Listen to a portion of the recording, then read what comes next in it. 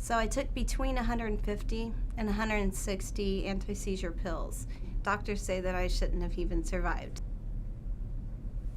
When I actually took the pills, it had just been a really tough, very long day. I was up to having about 3 seizures a day. So I was worn out physically, I was worn out mentally, and of course, not knowing the Lord, I just had no spiritual hope. With my husband, he had come home and he was worn out and exhausted too. We, of course, did our normal arguing about the kids, arguing about finances, and we were about to lose our apartment, and I just didn't want to have to deal with that. I knew that we were going to be having to go and try and save our apartment, go to court and save our apartment, and I thought, you know what, I can't deal with this on top of it. I'm not even going to go there. I'm not even going to deal with that. Let him deal with it. Let him deal with the kids. They're better off without me. And that's when I just decided I'm going to wait until he's in bed, and I'm going to get up and take these pills and just end it all. Be done.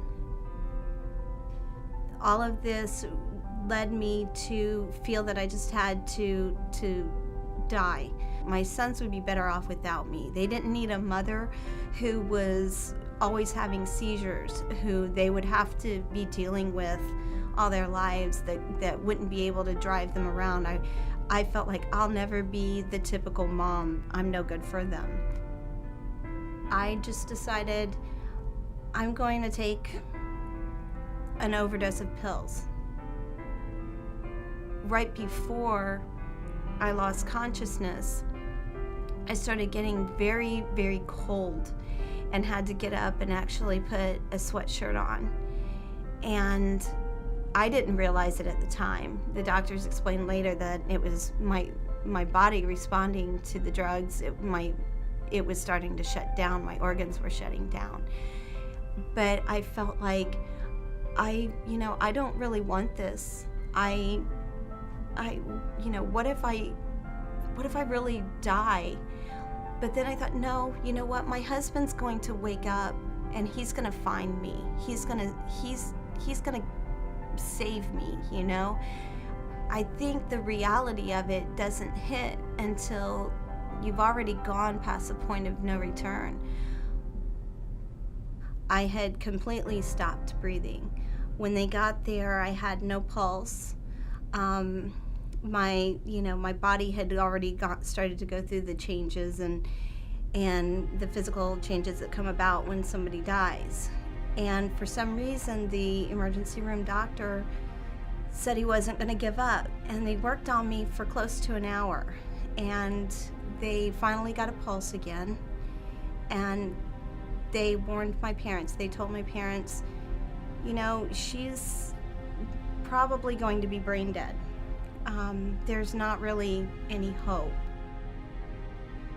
They did a test and checked and were shocked to find out that I still had brain activity. From there, they told my family that I was in such a deep coma that even though I had brain activity, that I would probably be a vegetable the rest of my life if I ever even came out of that coma.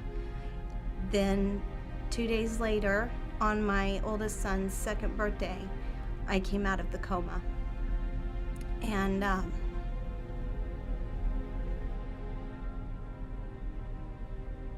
while I was in the coma, my husband had a lady who came and talked to him. He was in the waiting room by himself. And my husband didn't know who this lady was. She just told him her name, but he didn't know her. My parents didn't know her. No one knew who she was. But she said, God said that I'm going to wake up, I'm going to be fine, and I'm going to be normal, and God's going to use me. And he thought, this lady is crazy. She's one of those, Bible thumpers. So probably somebody my mom knew.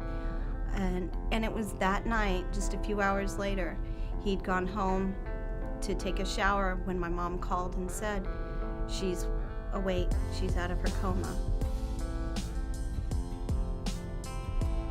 The doctors who weren't even Christ followers told my parents, this has to be God, because there's nothing that we could have, done to save her. She was dead.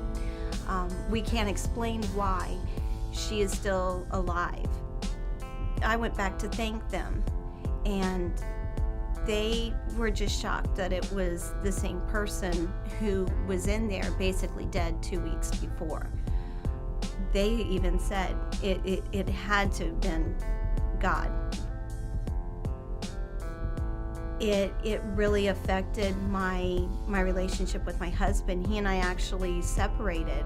It wasn't just physical. So my husband and I had to work on rebuilding that relationship, because he was scared for me with being with my children. Am I safe to leave my kids with? Anytime I became overwhelmed or became sick, is she gonna try something again?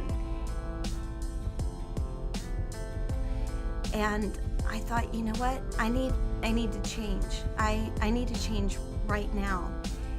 And I remember calling my mom and saying, you know what? I think I want to start going to church with you. She was such an amazing example in so many ways,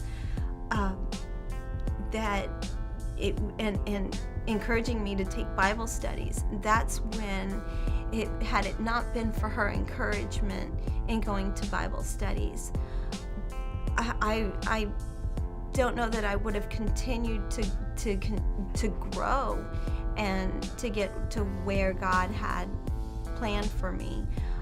I know that even on my darkest days, when I'm going through, I still have, health issues, God still gives me that strength.